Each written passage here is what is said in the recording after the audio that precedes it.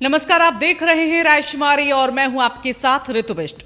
सोचिए, जब आस्था की लहरें गंगा की धारा से मिलती हैं, जब हजारों साल पुरानी परंपराएं फिर से जीवंत हो उठती हैं और जब देवताओं की प्रतीक डोलियां खुद धरती पर उतरकर आशीर्वाद देने निकलती है, तब नजारा कैसा होगा।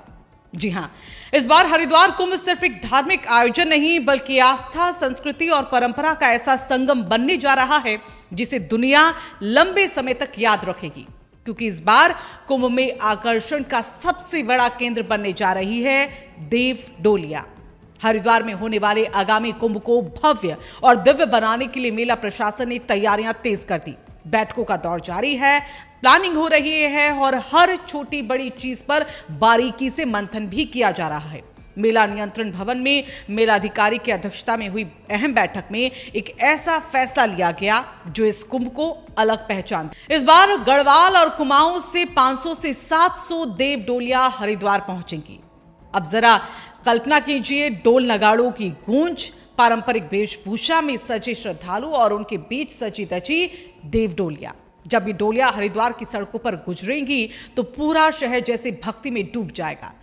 कुंभ में देव डोलियों के लिए खास तौर पर आपको बता दें कि स्नान को लेकर जो तिथियां हैं उनका ऐलान यहां पर किया गया है। उन तिथियों को तय किया गया है। शोभा यात्रा के मार्ग तैयार होंगे और उनके ठहरने के लिए विशेष जो स्थान हैं उनको भी चिन्हित किया गया है। मेला प्रशासन साफ कर चुका है कि आयोजन पूरी तरह से धार्मिक मान्यताओं और लोक परंपराओं के अनुरूप ही होना है। यानी न सिर्फ आस्था का सम्मान बल्कि परंपरा की पूरी गरिमा की भी बराबर देखा जाएगा। मेलाधिकारी का कहना है कि देव डोलियों की शोभा यात्रा सिर्फ एक धार्मिक आयोजन नहीं बल्कि उत्तराखंड की सांस्कृतिक पहचान को दुनिया के सामने पेश करने का एक बेहतरीन मौका भी है। जब देश विदेश से आए श्रद्धालु इन डोलियों को देखेंगे तो वो सिर्फ एक यात्रा नहीं देखेंगे बल्कि महसूस करेंगे उस परंपरा को, उस आस्था को जो सदियों से इस भूमि में रची बसी है। बता दें कि इस आयोजन की एक और खास बात, गढ़वाल और कुमाऊं दोनों मंडलों से आने वाली देव डोलियां इस बार एक साथ कुंभ में शामिल होंगी। इसके लिए दोनों क्षेत्रों में अलग अलग संयोजक नियुक्त किए जाएंगे जो डोलियों के आगमन से लेकर उनके कार्यक्रमों तक हर चीज को एक समन्वय बैठाएगी। यानी ये सिर्फ धार्मिक आयोजन नहीं होगा बल्कि उत्तराखंड की सांस्कृतिक एकता का भी प्रतीक बनेगा। राज्य सरकार भी इस आयोजन को लेकर पूरी तरह गंभीर है। पुष्कर सिंह धामी के निर्देश पर तैयारियां जो है वो तेज कर दी गई ताकि कुंभ को ऐतिहासिक बनाया जा सके। लैंसडाउन के विधायक दिलीप रावत के मुताबिक हर जरूरी व्यवस्था सुनिश्चित की जा रही है और डोलियों से जुड़े प्रतिनिधियों के साथ लगातार समन्वय भी किया जा रहा है। साफ है, इस बार कुंभ सिर्फ आयोजन नहीं बल्कि एक भव्य अनुभव बनने वाला है। इस बार हरिद्वार में सिर्फ धार्मिक आयोजन ही नहीं बल्कि लोक संस्कृति पर आधारित सांस्कृतिक कार्यक्रम भी आयोजित किए जाएंगे। बता दें कि गीत, नृत्य, लोक परंपराएं सब कुछ एक साथ आपको देखने को मिलेगा। यानी ये कुंभ आस्था के साथ साथ ही संस्कृति का भी एक बहुत बड़ा उत्सव होगा। अब तक आपने देव डोलियां शायद कई बार सुना हो, लेकिन क्या आप जानते हैं कि ये होती क्या है आखिर? आसान भाषा में अगर इसे समझे तो देव डोलियां जो हैं वो पहाड़ों में देवी देवताओं का चलायमान स्वरूप मानी जाती है।